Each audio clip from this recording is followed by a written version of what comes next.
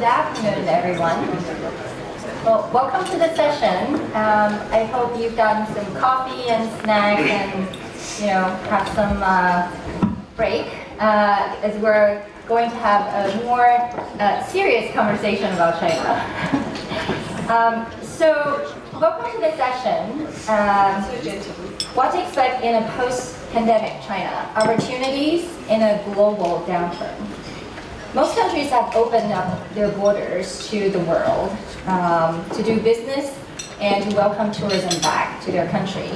And China, hopefully, will open up soon. It's one of the last countries now, but it is expected to ease its COVID restrictions very soon. A lot has changed since China shut down to the world in early 2020. Due to limited physical access and coverage of China, it's hard to really know what's happening and what happened on the ground in China. So most of us know here that you can't really know what's going on by just reading news headlines.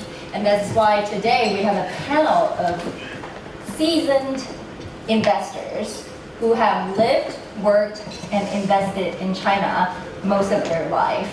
And we hope to hear from them what's really going on the ground and really what we should be expecting moving forward. So let's welcome the panelists.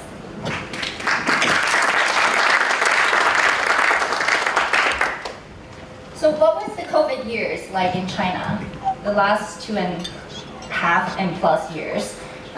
Please share with the audience one of the most important observations you've had. And that's not something anyone can read from news headline.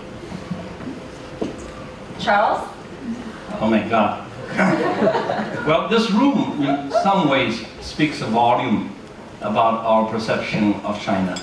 Because if we had this conference like this 3 years ago, this room would be packed. And this panel will be one of the most popular panels. Today, a lot of people don't seem to care, at least temporarily. This last 2 years for me is, I retired from actively running the market. So I'm no longer on the front line. And Charles, tell people who you were before and what you're doing. Oh, okay, I'm sorry. It's such a big deal. I used to run the Hong Kong Stock Exchange. And I did that for about 11 years. I retired, and then I started something else. So I think this last 2 years, I actually stayed off the front line, and spared myself, and a lot of the anxieties and heartbrokenness and many other things a lot of the investors have gone through. And I actually traveled on a new journey that actually gave me tremendous hope that we're going to see China differently. We're going to see a new China, a new way of trading, a new way of investing. I'm very hopeful for that, and at some point, I hope to be able to talk to you guys about it.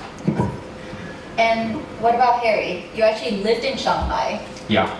The city that went through the most restrictive lockdown for a couple months. Can you share with everyone? Sure.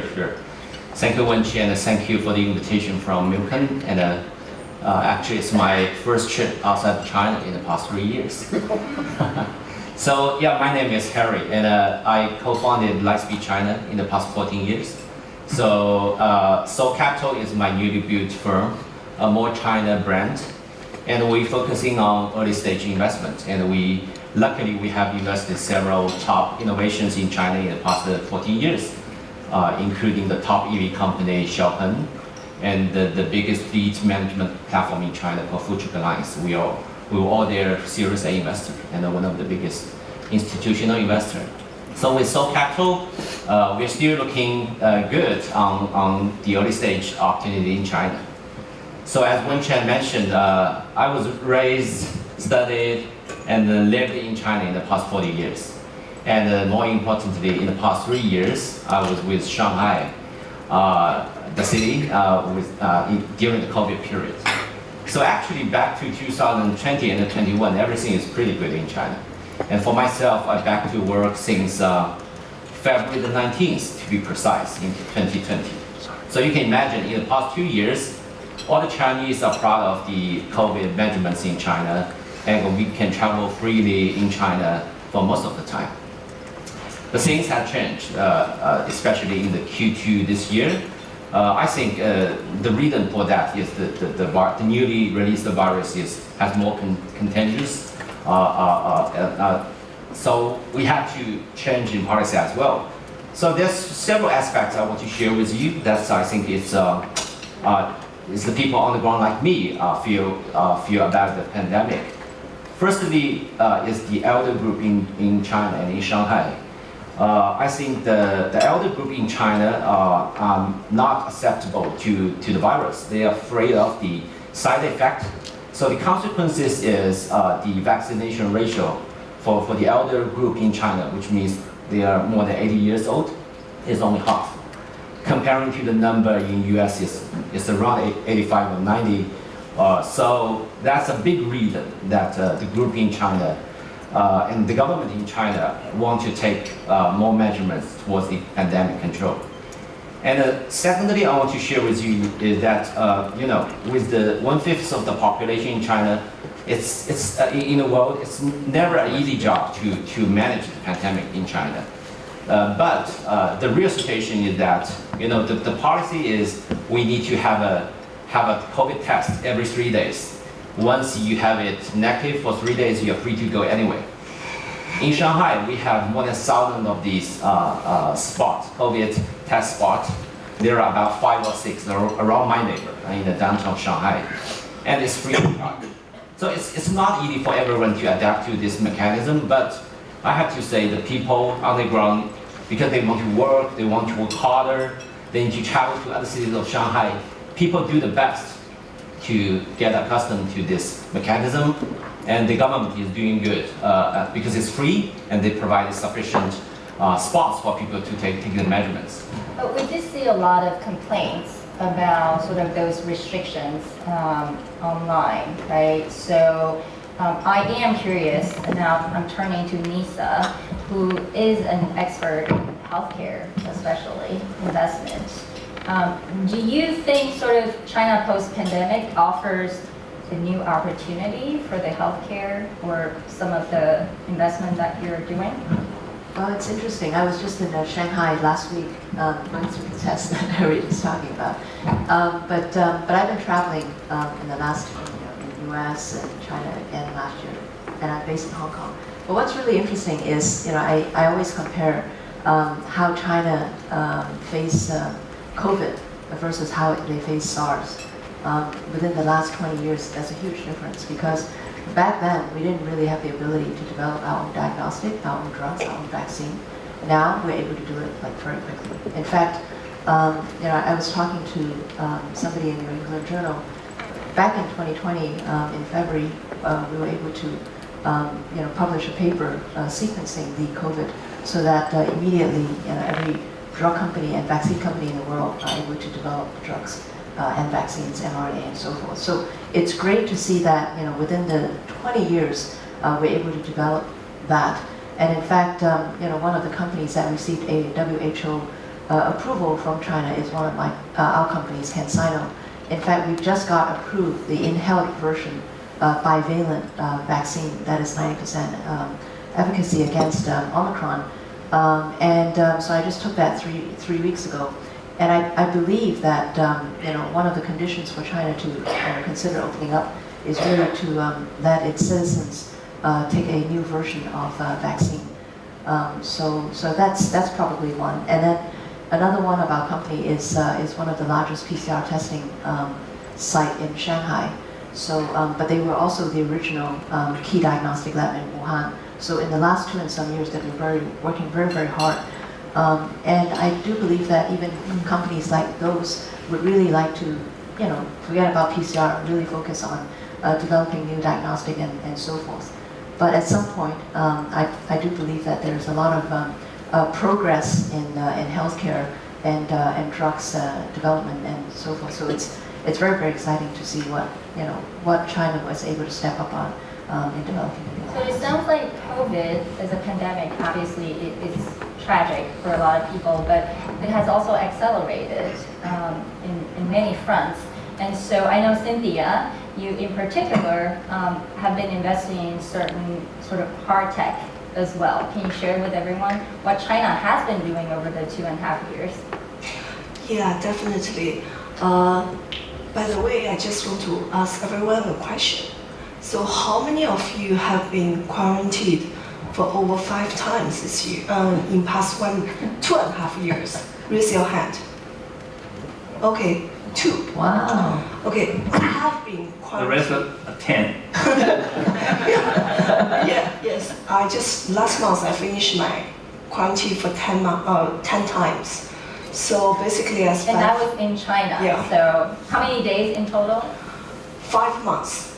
So for the 5 months freedom, I think, of course, the purpose is to really go to China to see what's happening in my investment area, deep tech area. So what I have observed, beginning of COVID, I think Wuhan has been locked down. And one of my portfolio company, he is CEO of Yangtze memory chip. So he didn't go back with his wife in Shanghai, and he stayed in factory during Wuhan lockdown.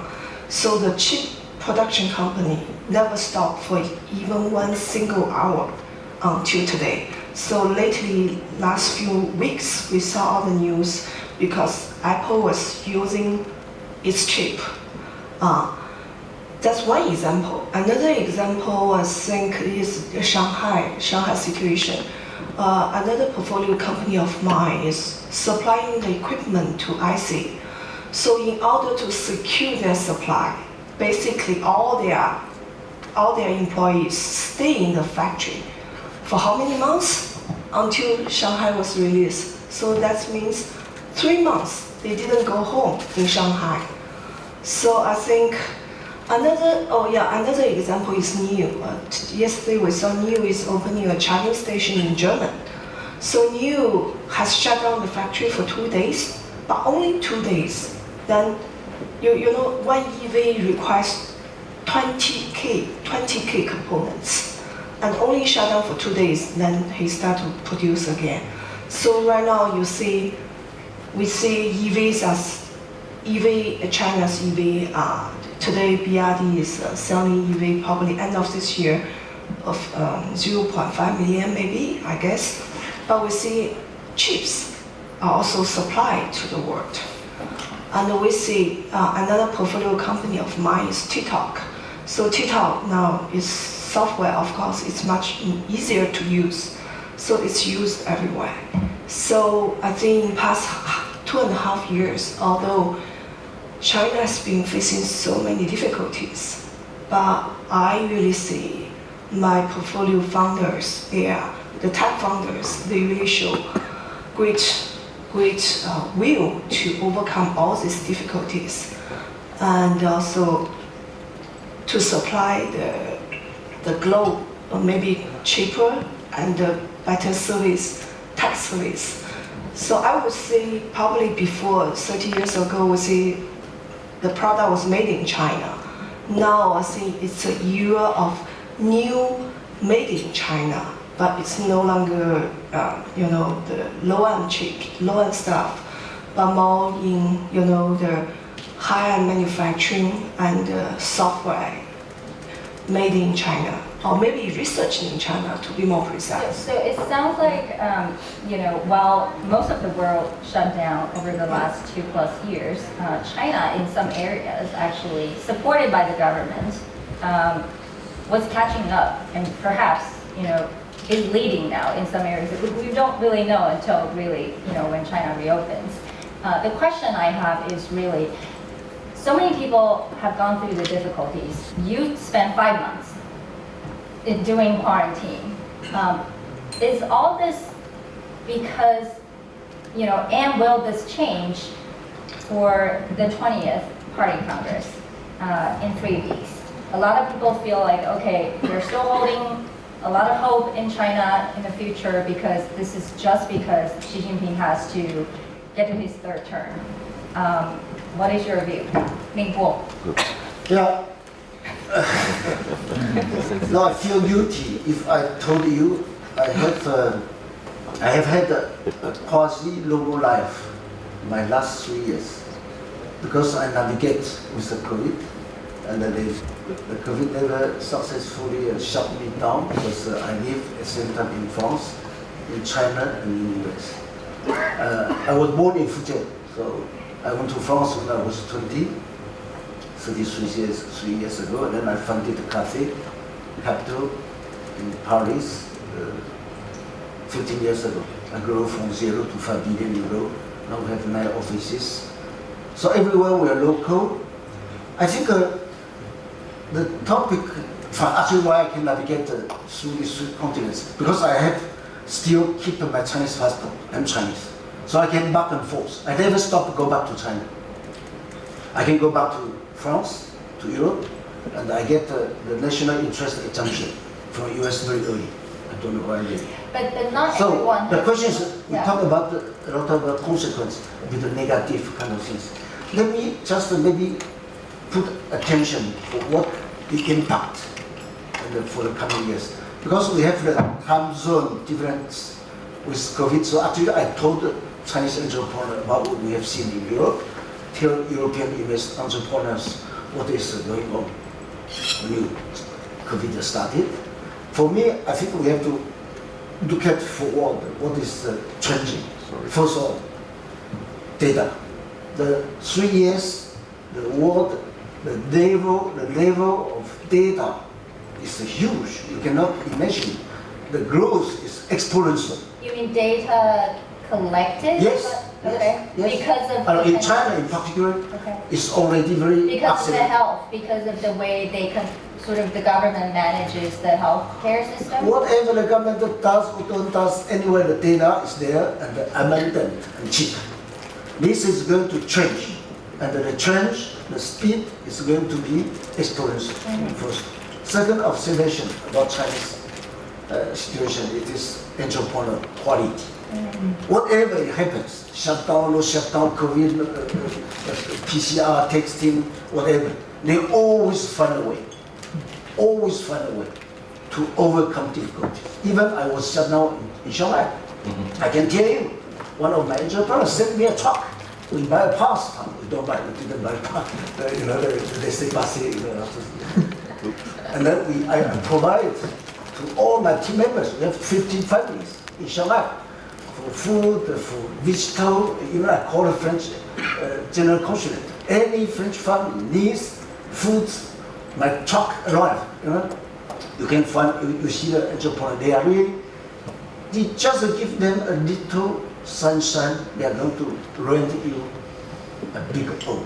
This is Chinese entrepreneurs' fancy. Right. I think nobody disputes that, Chinese entrepreneurship is incredible. I've personally witnessed that. So my conclusion is the best is yet to come. So I do think, right, the last 2+ years, in some ways is frustrating to a lot of this incredibly ambitious entrepreneurs because of the COVID policy. Also because of some of the sort of people would call it from the West, is the crackdown on the tech sector.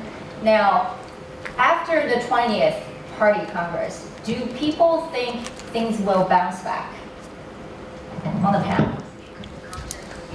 There's certain expectation that things will change. The question is how soon and how fast. Maybe I can start off. Yes. I was in Boston and New York in November. So when I had meetings with folks, they all said this is the first face-to-face meeting they've had since COVID. So I think, the West started really opening up beginning of this year. And so for the last 2 years, folks have been staying at home. So then we're talking about the difference for China to delay the opening. We're really talking about a little bit more than half a year right now compared to the West. So, I mean, I do believe that, just looking at our portfolio companies, how, I also reflect on the same. We have quite a few companies who had 30, 50, 70 people who were, in the office, during 2 months. And the man got 5 minutes and the woman got 7 minutes to clean up every day. But, you know, by some of the startups, but I do think that quite a few of them are working really hard and there's good progress. The key thing is when we talk to the investors, they're not able, you know, outside investors, they're not able to come into China to do due diligence. So therefore, they really don't know what's going on, especially the public investors. So when the border opens up and when they start meeting companies face to face, I think that will really make a difference. Yeah. Maybe I can add something. I came here last week and to give a speech about the investment environment in China, and a lot of people ask me whether you still believe in the China, given such a lot of things happening in China, still have super returns. And my answer is yes. And I told them you should look back into the past 50 years in China, and there are two unrivaled strengths of Chinese people and China government. One is figuring out the problem quickly and heal and bounce back quickly. And the second one is turn disadvantage or zero to advantage. To give you an example about that, you still remember China opening the door in the early 80s, right? And it changed the policy so dramatically, starting from the early 80s, and in the past 40 years, China has such a big development. And took a lot of industry, like digital industry, payment industry, logistics, and etc. All these industry are zero.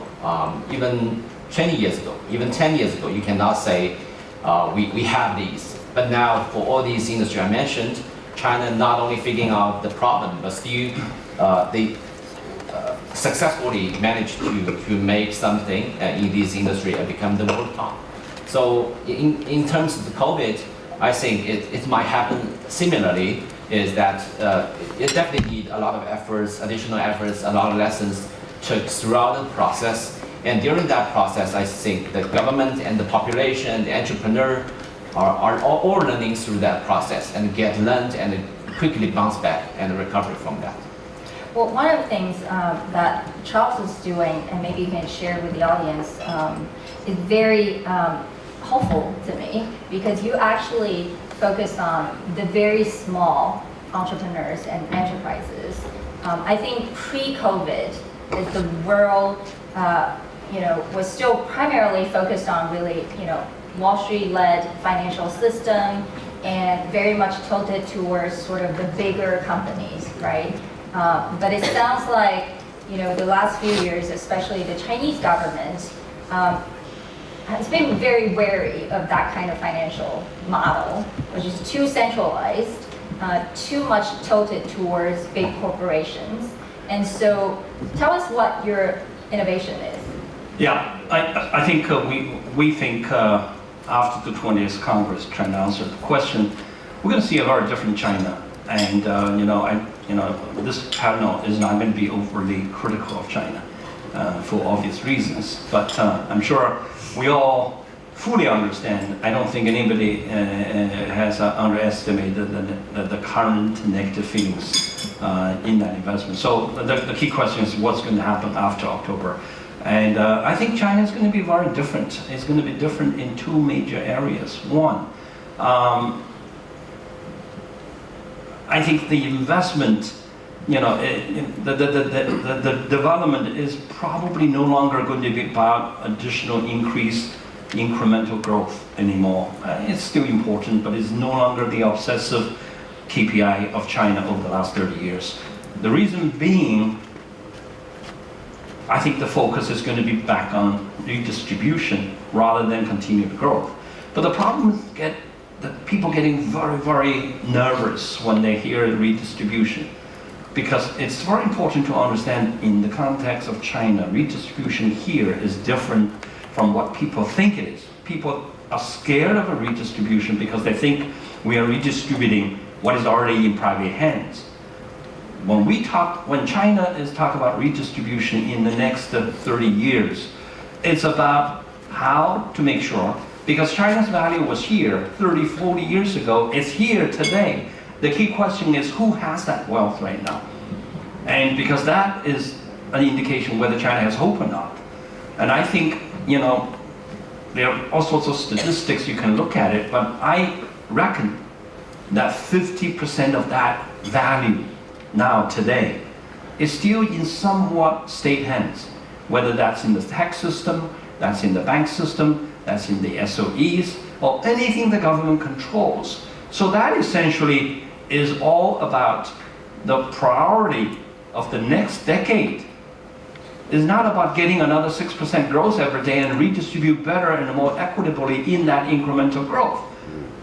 The priority is to make sure that we do not redistribute this 50% with corruption anymore. So corruption has to be completely, I don't think it will ever eradicate it, but at least the goal is that this redistribution, if still with corruption, we have no future. But if this 50% is going to be redistributed to compensate the losses that generations of migrants have suffered, or our environment has suffered, or our depositors have suffered, or our land rural population has suffered, in order to support the industrialization and urbanization of China. So that completely newly created wealth that is currently still very much in state's hands, it is that redistribution. It's not about actually redistribution, it's about how to run the business and the society and the economy in a way that ultimately is going to allow the lower end, the lower half of the population to get the more disproportional compensation for the sacrifices they have given for the industrialization success of China. So what we are doing today is to say, is the old traditional model going to work for China anymore? China pretty much adopted the Wall Street model into the Chinese financial system. But that financial system is not working for the little guys. It's not working for the real economy. We started this MicroConnect not because we want to do charity and we want to really help the little guy. We actually think China is going to create a completely new blue ocean of new investment opportunity. This opportunity is premised on China's massive, deep and broad digitalization that allow revenues to be so transparently registered in all the digital system in China, number one. Number two, not only those revenues are digitally transparent, they are digitally interceptable, meaning you are able to distribute the revenue before the revenue hit the account of the little guy. And if you are able to do that in the veins, why do we want to lend and worry about whether you're ever going to get paid? And if you get paid, you get paid a fixed rate on the debt. And if they go good, you have nothing to do with it. If it go bad, become your NPL, the traditional debt. Or equity. Who cares about equity of a little guy because he just lived for 5-6 years? We are used to investing in trees that never die. So we have to invest in trees that either are the big trees or trees that eventually can grow into big trees. China today, because of this digital interceptability of cash flow and revenue, we are able to invest in flowers and plants that actually comes in spring and die in winter and come back again. And we do that again and again. So this is what we call a new asset class called the daily revenue contract, DRC. We are talking about investing a small amount to the company, to the little shop, whether that's a restaurant, a convenience store, a mechanic shop, a barber shop, whatever it is, the daily services of Chinese people. And then from day one, you give the money, you start to collect a little bit every day directly. So that's how it is done. We have a white paper, you can check on it, and otherwise I'm monopolizing this forum as a self-promotion. So I'm letting Charles speak so much about that because I think that embodies Xi Jinping's common prosperity. I didn't do it because of that. I think that pretty much is the philosophy of Xi Jinping's common prosperity, which is a different kind of capitalism, however you want to label it, in China today.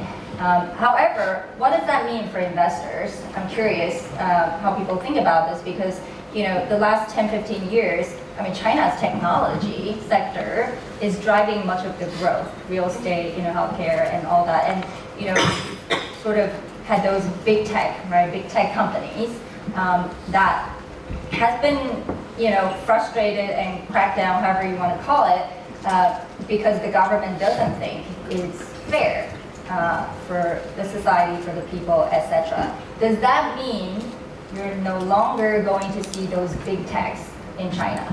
If I can just make a quick comment on that, Okay, then I will. and then I want to turn to others. Yeah. Why don't you turn to others first? Cynthia. Oh, before giving the answer, maybe I just have a quick introduction about FutureX. I'm the founder of FutureX Capital, and the FutureX we focus on early to growth stage in deep tech and focusing on China tech supply chain. And in past 5 years, we have made over 40 investment, totally about 1 billion. We're focusing in area of EV, semi, cloud services, AI data. And what makes FutureX different from others is we focus very much on the industry, and we build our roots very deep into China tech supply chain. And we had interact with all these tech giants in various ways. Some examples are our portfolio company, New, Xiaomi, and ByteDance. So for myself, because I have been accumulated 3 billion investment into China tech for past 15 years, so I have gone through 3 tech bubble or tech cycles. So every time when she asks these questions, I think 5 years ago, people ask, okay, who is going to be next Meituan, Didi, Xiaomi? Then we see ByteDance, we see New, we see chip company, we see some software companies. So my answer to that is China, whenever there is a crisis, there is always opportunities. I think the biggest achievement of China having all these Tencent, Alibaba, and all these tech giants, they have built up I see 8 million group of software engineers, and also Huawei built up hardware engineers, and all these engineers are becoming a huge asset right now. Last week I met with one lady. She's an American Chinese born in China and ex-Googler. She founded his own company 5 years ago, and now she's making $15 million per year profit, and his net margin is like close to 30%.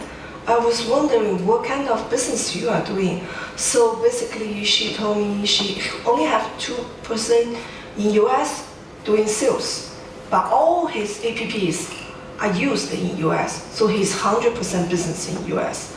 But all his engineers are in Chengdu, and she shared with me Chengdu 1 month is. Can everyone guess how much is their wages? 1 month is 1,000 Sing dollar.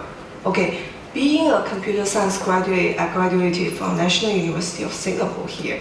Right now, the graduates is 1 month average salary is 10K here in Singapore. So Chengdu is 1/10 of the money. So what I mean is, I think China, the economy for this year have been quite bad. So right now we see a lot of Tencent, Alibaba, they are all optimizing the people talent pool. So, and every year China have 10 million new fresh graduates. Lots of them are computer science graduates. So we see a very clear trend that if the talent pool can really help us a lot in terms of supply. And given we can imagine when China has been closed for past 3 years, and we can still see so much happening in hard tech space, right? So if we see slightly ease as we are expecting, the market is expecting, I think there is going to be more and more areas can see more and more, life and the development will be coming back, given supported by this close to a million, over close to 20 million software engineers and skilled high-end manufacturers. Well, I think the Western media has been reporting a lot on China, right? So a lot of it is pretty negative. The narrative is pretty much commonly shared, whether it's politically or economically. And so, but our panelists have been more positive about China's future. Are there things that worry you about China? Some of the risks, whether it's geopolitical or just economic, the fundamentals. What are some of the things that worry you the most as an investor? Yeah, it's not, China is not a question of COVID or just it's much more deeper, you know. Let's do a bit of philosophy. It's a question about which kind of society we want. How to deal with climate change. How to deal with the inequality of wealth. How to deal with the education. So, before, when just assimilate a country as a company, when you get the data, what do you think? You can allow a country or party maybe do some business model innovation, to think how to use the data to do their job.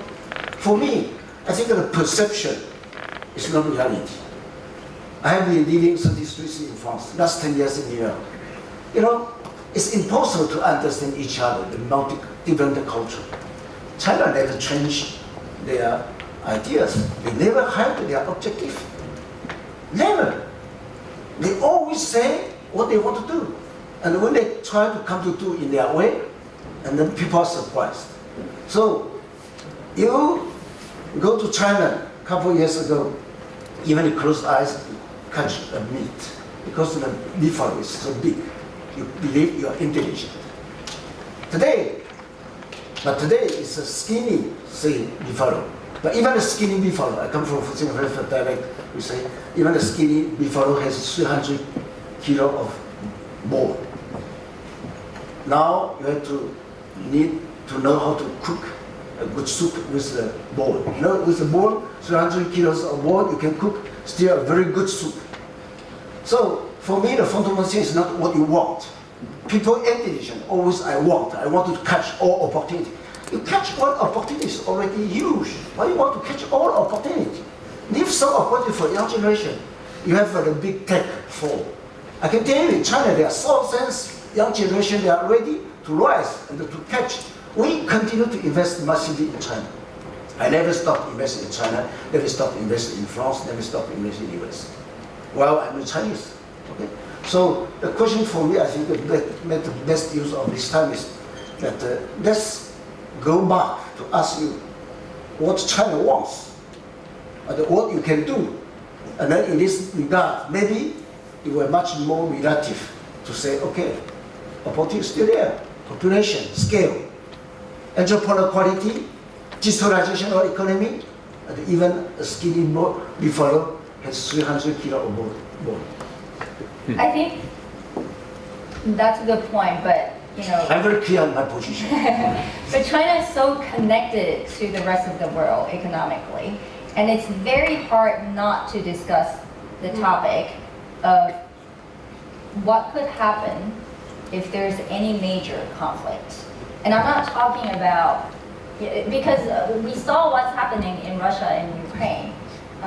This is not unimaginable right now. I have a 20 Fortune 500 companies global as my LPs, and we have a very, very deep connection together.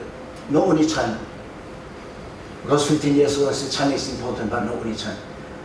Today, who want to say replace China for supply chain? We debate in France. You know, since 15 years, people keeping asking same question we are discussing here.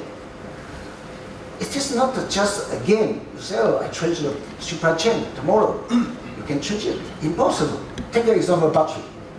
You build a factory in France. I can build a factory in France for battery.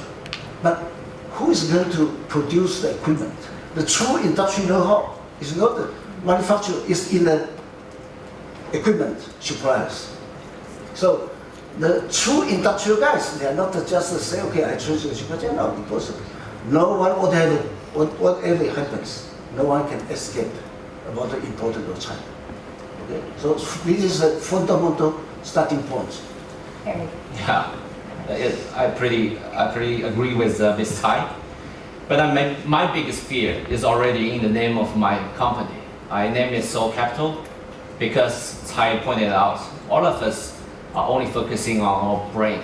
You can agree with me for free.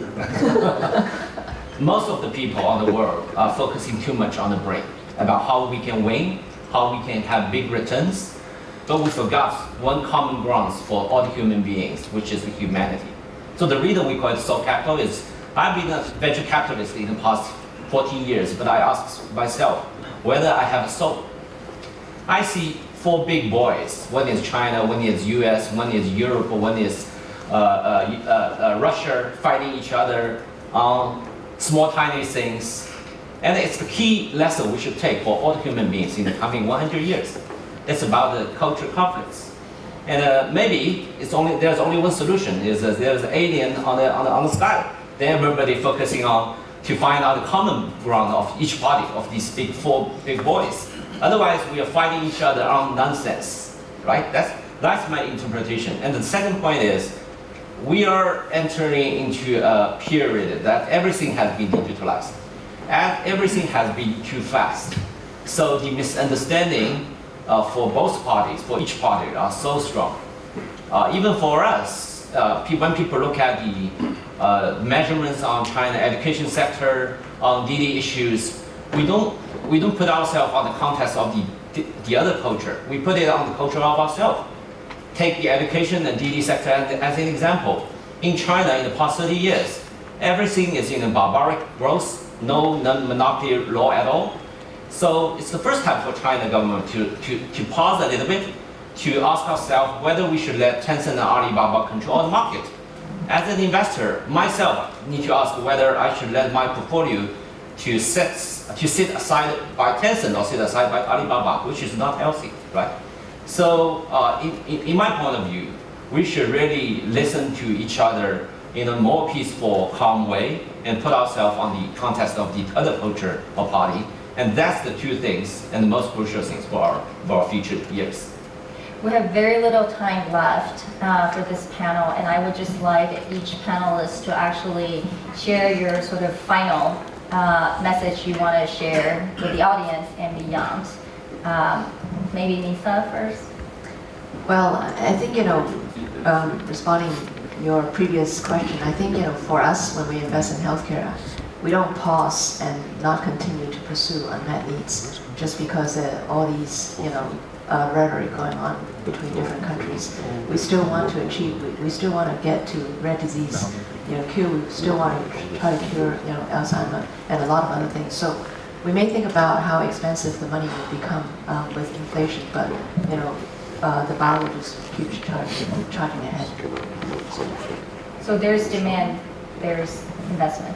Yep, and I do believe that with this, we're going to be continuing doing a lot of global collaboration with Europe, with US and China.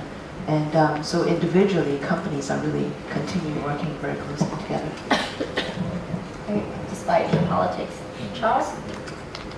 You have 27 seconds. I don't know. Unless I can have a minute, I'd rather just give it to Cynthia. Cynthia? I hope everyone can join me to help to promote China's highly efficient tax product and services to the whole world. I think that's a tax solution to solve the problem Henry mentioned. But I do feel a little bit unease that this panel, I have to say, is overly optimistic. I was trying to ask more questions about this optimism. We all need to be honest with ourselves. If I can make a final point, is that okay? Yes, of course. Just very quickly, one big issue that investors, is wrestling with is why China is doing what it is doing with the big tech, with this and this education. But big tech is the big part, and particularly when big tech is becoming fintech, that's supposed to be great and wonderful for everybody. And why is that not being welcomed? And how in the future investors should be looking at future, prospect and on that. That, I just want to have a simple test for everybody that works for me. Think of China's financial resources. Chinese people's financial resources are not completely free because it's in the capital market. It's a capital control. So think about that is essentially all the money resources are like water pushed up to the Himalaya altitude and blocked in a big dam. So that means that that water has huge pressure, which means that that water, if you're able to get water from that altitude and be able to distribute that on sea level, imagine the interest spread you're able to make on that. But the reason that money, that water is with that gravity up there is because it's protected by the sovereign facing credit of China or the government. So therefore, the government think of that China differently from US government thinking about Wall Street. For the US government, you collect taxes and that's all you care.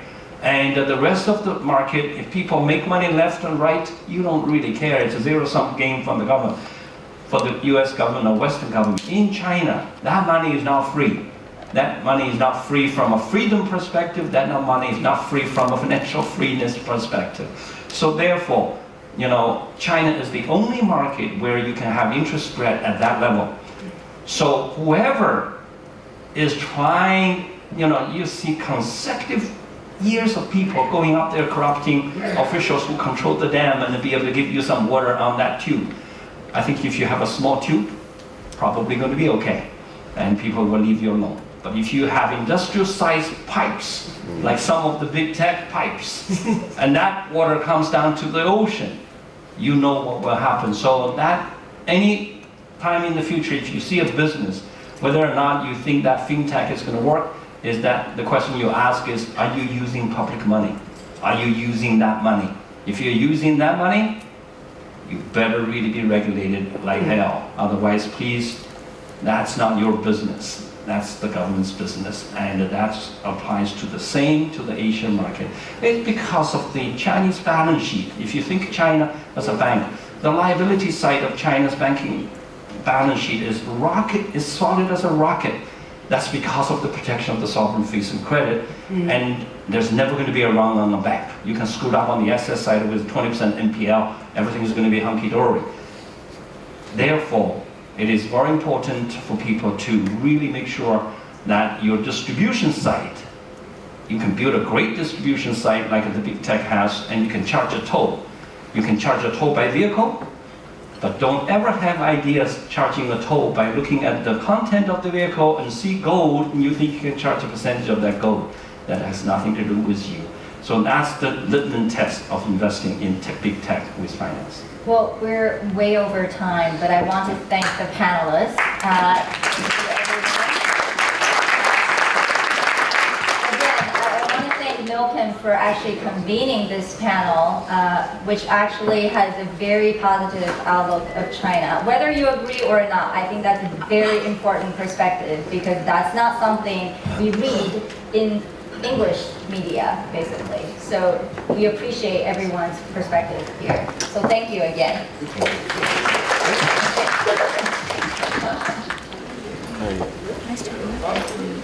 Thank you for joining us. We hope you enjoyed the discussion. Please make your way to your next session.